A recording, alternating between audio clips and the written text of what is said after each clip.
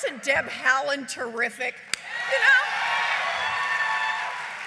Deb is strong, smart, and she fights from the heart. I am happy to have the chance to support her campaign. You bet. So I want to start by saying a very big thank you to Mary and to Eric and to Arshad and to the entire Netroots Nation for bringing us back together again. Feels like a family reunion. Great to be back at Netroots. And it's always great to have an excuse to come to New Orleans, so we'll add that part. Before I get started, I've been to a lot of Netroots nations, and at every single one of them, my friend, our friend, Joel Silberman, has been backstage to give me advice and to cheer me on. He taught so many of us how to stand taller and how to speak louder for the people we fight for. His passing is a tremendous loss for our community, and my heart goes out to the many of you who loved him. So, I can hear Joel's voice. He's telling me to get on with it, and so I will. I first spoke at Netroots 1 week after President Obama had signed Dodd-Frank and the Consumer Financial Protection Bureau into law. And that is a victory that would not have happened without a lot of early Netroots folks. So thank you for that. Those of you who were around back then will remember what an uphill fight it was.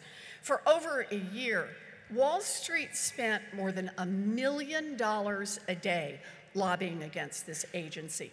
They called in every favor, they pulled every string, they hired every lobbyist that they could find trying to stop us. But we beat them. We beat them. We did. And since then, the CFPB has gotten $12 billion back for 29 million Americans who got cheated by big banks and other powerful corporations. Yeah. And there's a lesson in that. We didn't make that progress just because a professor had a good idea. We made it because we built a broad coalition of people whose lives were directly affected by these issues. A broad coalition of students and veterans and seniors and working men and women across this country. And we made it because we had a movement that was willing to fight uphill for working people. We were willing to do that. And ever since that rousing celebration 8 years ago, I have left every Netroots feeling inspired, determined, optimistic, and proud. Proud of the movement that we have built together. Proud of how tough and effective we have become. Proud of the change we have made. And most of all, proud of the way we have held on to our values, the values that brought us to this fight. You bet.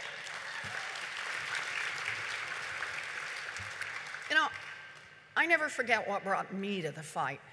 I grew up in Oklahoma. My Okies out there. I grew up on the ragged edge of the middle class, and my daddy worked a lot of different jobs. He ended up as a janitor. He and my mom had 3 boys who all headed off to the military, and then there was me. I was the late-in-life baby, referred to as the surprise. I was about 30 before I figured out what that meant. And my mother kept saying, "It's okay, honey, it's okay." But for a long time, we were a paycheck-to-paycheck family. And then slowly, bit by bit, my folks saved up enough money to put a down payment on a 3-bedroom, 1-bath house in a good school district. My folks painted rooms and they worked on flower beds, and they sunk a lot of themselves into that house. It felt like we were starting to pull ahead. And then my daddy had a heart attack. He survived, but he was never the same again. And even after he got out of the hospital, he couldn't go back to the same job. And the bills piled up. We lost the family station wagon. I was a kid, and at night, after my parents thought I was safely in bed, I'd hear them talking. And I'd hear words that sounded like they weighed 1,000,000 pounds. Words like mortgage, words like foreclosure. I heard fear.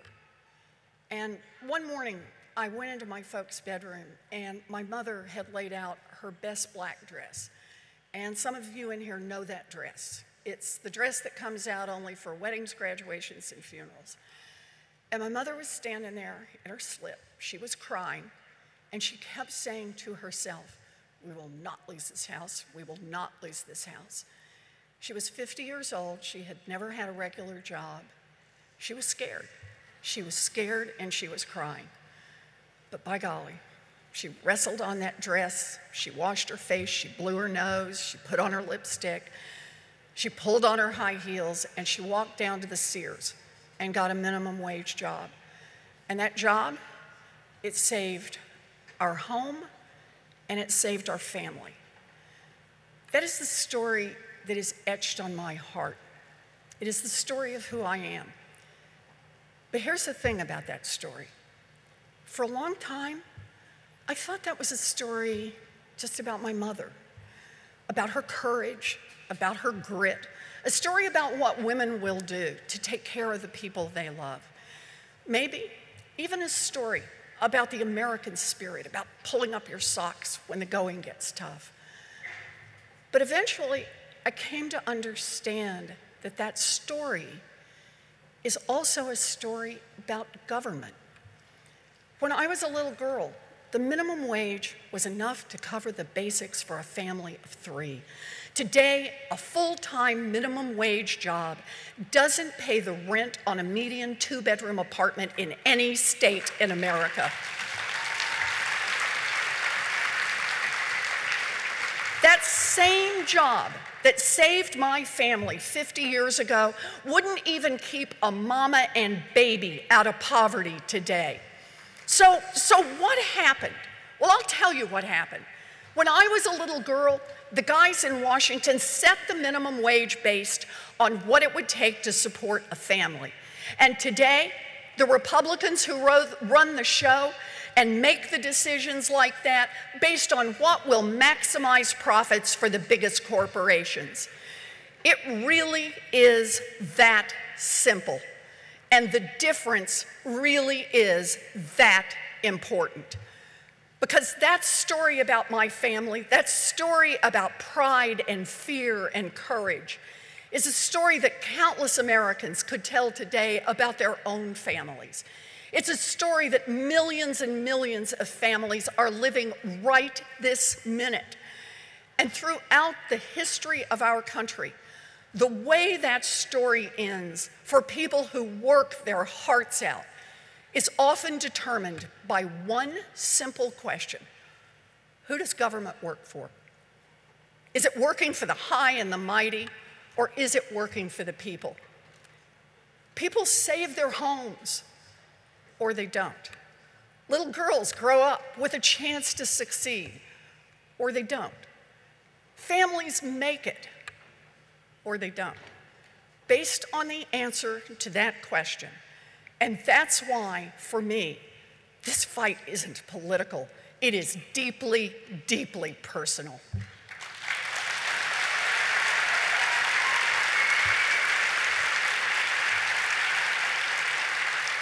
The first time I spoke at Netroots, 8 years ago, I talked about my family's story. I talked about surviving the Great Depression in Oklahoma. And during my research as a law professor, people told me a lot of their stories, not numbers on a page, but their stories. Stories about families that worked hard, that scraped to get ahead, that were on the verge of making it, and then something happened. If it wasn't a medical crisis like it was in my family, it was a lost job or a divorce or a death. But whatever it was, it sent people tumbling over the edge. And that's when the predators in the financial industry jumped at the chance to bleed them dry. I'd hear these stories, and I'd hear the pride, the fear, and the courage. And I also heard that question hanging over people's heads, determining their fate. Who does government work for? The powerful corporations, the banks, the credit card companies that had ruined these families, the ones who had ruined these families' lives just so they could make a few extra bucks? They were getting away with it because those who ran the government weren't willing to stand up for working people. By the early 2000s, companies like Bank of America and Wells Fargo were selling mortgages that were like grenades with the pins pulled out, destined to blow up and cost millions of families their homes. They cheated everyone they could, but they drew a special target on the backs of African Americans and Latinos, selling black and brown families the worst of the worst mortgages. And all the while, Washington turned a blind eye as our country headed toward an economic meltdown. All the while, Washington made it even easier for these giant corporations to profit by tricking, trapping, and outright cheating hardworking Americans. And here's the part that always just gets to me about this story. We are a democracy, and in a democracy, it makes sense that leaders could be in the business of standing up for the powerful against the powerless. Our leaders should serve the people. I mean, do the math on it. There's a lot more seniors getting overcharged for their prescriptions than there are pharma CEOs getting rich gouging people on drug prices. Yeah. There's a lot more families that would benefit from a child care tax credit than there are families that pay the estate tax. There are a lot more working moms and dads who go to bed worried about making the mortgage payment than there are CEOs who go to bed dreaming about buying one more vacation home. And in a democracy, all of these moms and dads and seniors and students ought to add up to more than a handful of CEOs and billionaires. But somehow, working people these days have to fight uphill even to get heard, let alone to get their way in Washington. In fact, the hill is steeper than ever before. So here's my question. What is it about our politics that prevents our government from working for working people? How come the majority never gets to rule in Washington anymore? Well, I can think of three things. One, because of Citizens United and the revolving door between industry and government.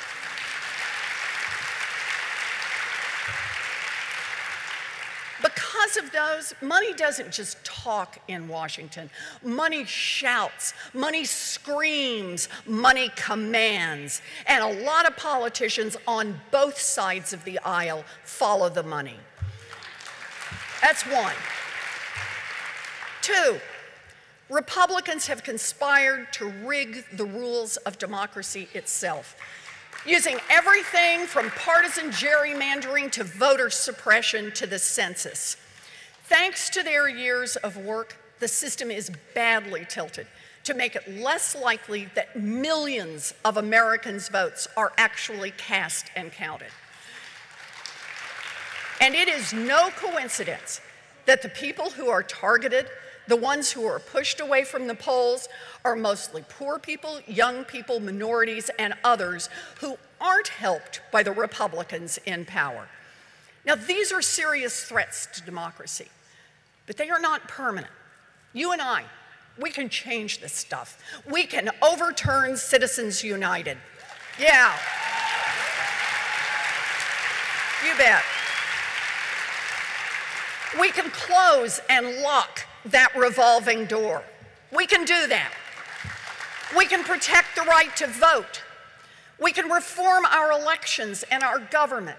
Yeah, we'll have to fight uphill all the way, but we are not without power. We are not without hope, and we are certainly not without motivation. Yep. I've never been afraid to be the underdog, and neither have you, Netroots. So let's get in this fight.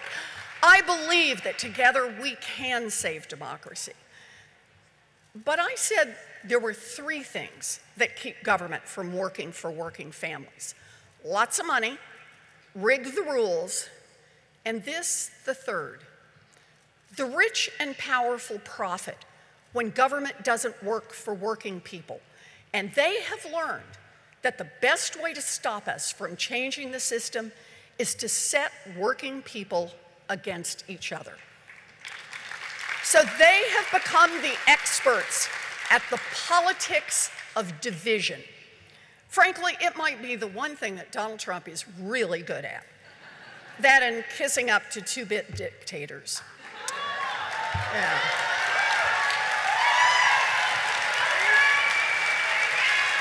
You bet. You know, Trump and his pals tell working people a story about what's gone wrong with their lives. Now, this story is not about big banks cheating customers or insurance companies discriminating against people with pre-existing conditions. Nope, that is not the story. The story is not about drug companies that charge $600 for a pill that costs less than $1 to make, or student loan companies that rip off young people. Nope, that's not the story.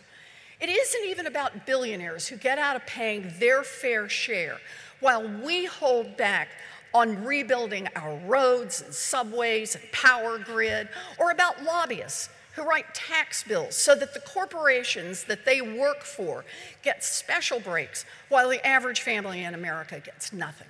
Nope, those aren't the stories that Trump tells. In Trump's story, the reason working families keep getting the short end of the stick isn't because of the decisions that he and his pals are making in Washington every day. No, according to Trump, the problem is other working people. People who are black or brown, people who were born somewhere else, people who don't worship the same, dress the same, or talk the same as Trump and his buddies. And it comes in all sorts of flavors: racism, sexism, homophobia, xenophobia. It comes in all sorts of forms: nasty personal attacks, trolling on Twitter, winking at white supremacists. And it all adds up to the same thing: the politics of division. Politics that tries to pit black working people against white working people so they won't band together. Politics of division that tells Americans to distrust each other, to fear each other, to hate each other. Because while we're busy doing that, Mitch McConnell gets to raid the Treasury and give $1 trillion to their rich friends, destroy health care for millions of families, and wipe out Social Security and Medicare. Yeah, they want us pointing fingers at each other so we won't notice their hand is in our pockets. Well, it stops here. It stops here. It stops now. It stops with this movement and this moment and this election. It is time for us to say no to the politics of division, to say no to the ugly use of bigotry and fear. We say, no, you will not divide us. We are here to bring working families together, to demand a government that works for all of us. That's why we're here. Netroots, we're bringing our resistance to Washington, and we're bringing the voices of working Americans, all working Americans, right along with us. You bet.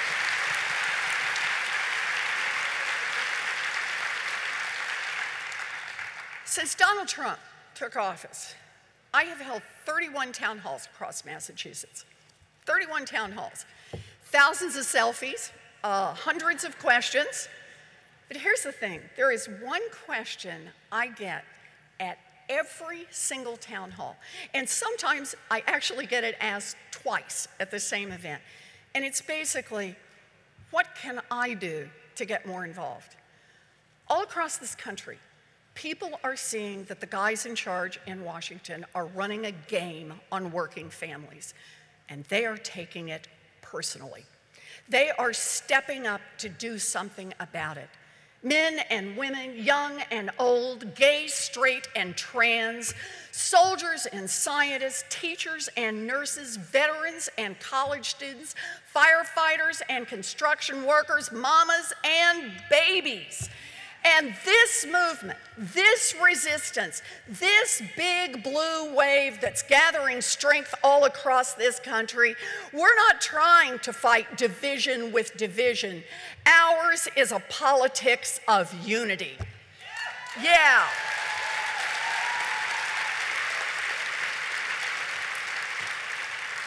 And the reason we're standing together is that for us, these fights are personal. They are about our families and our neighbors and our future. And the stories we tell, yeah, they may not be the same in New Orleans as they are in New England, but they sure rhyme. These stories, etched on each of our hearts, are the threads that hold us together as a country and as a movement. And that's why we can fight for people working factory jobs in small towns and for people working fast food jobs in the inner city. We can do both at the same time.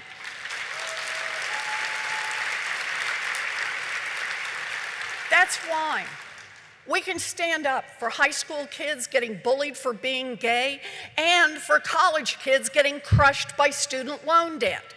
Yeah. And that's why students march in Boston to protect families at the border, why men show up to rallies for women's health care, why, when it comes to fight to protect unions, we are all brothers and sisters in the fight. You bet.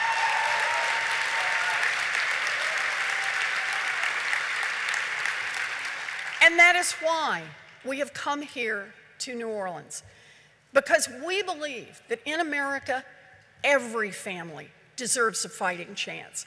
And we are ready to fight as hard as it takes, as long as it takes, to deliver on that promise. You bet.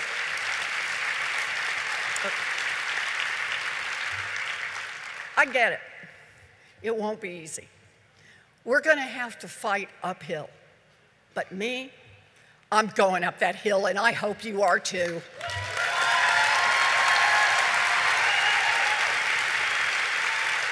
And I hope that when you do, you'll reach your hand out and bring someone else along for the climb, because we can only make it up that hill together. That is why we cannot afford to waste our time arguing about whose fight matters the most. It is one fight. And we have to stand with one another, for one another.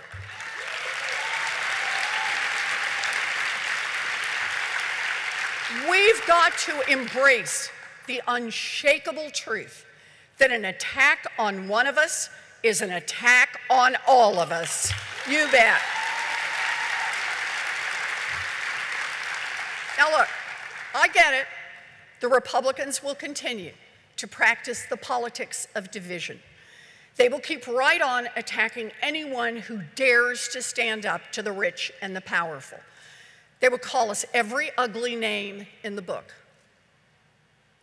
Nevertheless, we will persist.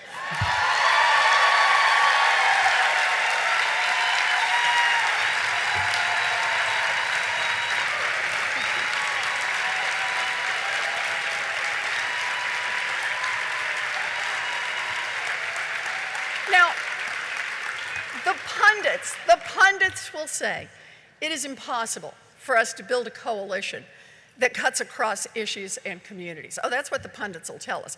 They'll tell us that Democrats have to choose between being the party of the white working class and the party of Black Lives Matter. They will say it. Nevertheless, we will persist. And even when we succeed, the powerful interests that benefit from the dysfunction in Washington will use their money and their connections to try to drown out the voices of working Americans, to stand in the way of the change that we need. and nevertheless, we will persist.